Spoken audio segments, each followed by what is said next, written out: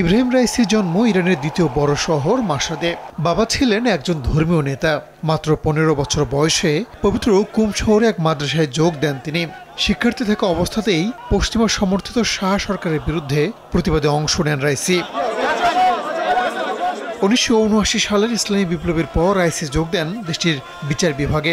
বেশ কয়েকটি শহরে কৌশলের দায়িত্ব পালন করেন রাইসি। মাত্র 25 বছর বয়সে তেহরানের ডেপুটি কৌশলে নিযুক্ত হন তিনি। এরপর সময়ের সঙ্গে সঙ্গে পরিবর্তন হয়েছে দায়িত্ব। কখনো রাষ্ট্রীয় পরিদর্শক সংস্থার প্রধান হয়েছেন, আবার কখনো বিচার বিভাগের প্রথম উপপ্রধান পদে নিযুক্ত হয়েছেন। 2014 সালে ইরানের মহাকৌশলী পদের দায়িত্ব পালন করেন রাইসি। 2017 থেকে নির্বাচনের মাঠে দেখা যায় তাকে। 17 সালে প্রেসিডেন্ট পদের জন্য তার প্রতিদ্বন্দ্বিতার সিদ্ধান্ত ইরানিদের বিস্মিত করেছিল। যদিও সে নির্বাচনে দ্বিতীয় মেয়াদে নিরঙ্কুশ সংখ্যাগরিষ্ঠতা পান হাসান রুহানি। নগদে 500 টাকা বা তার বেশি পেমেন্টে পেতে পারেন ঢাকায় জমিসহ 20 কোটি টাকার পুরস্কার।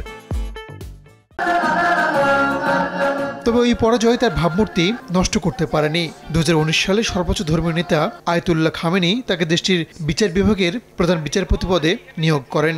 বিচার বিভাগের প্রধান হিসেবে রাইসি কিছু সংস্কার সাধন করেছেন, যার ফলে ইরানে মৃত্যুদণ্ডের সংখ্যা কমেছে।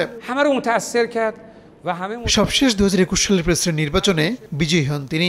সর্বোচ্চ নেতা আয়াতুল্লাহ আলী খামেনির ঘনিষ্ঠ হিসেবে পরিচিত কট্টরপন্থী এই ধর্মীয় নেতা। রাহানুল রানা, সময় সংবাদ।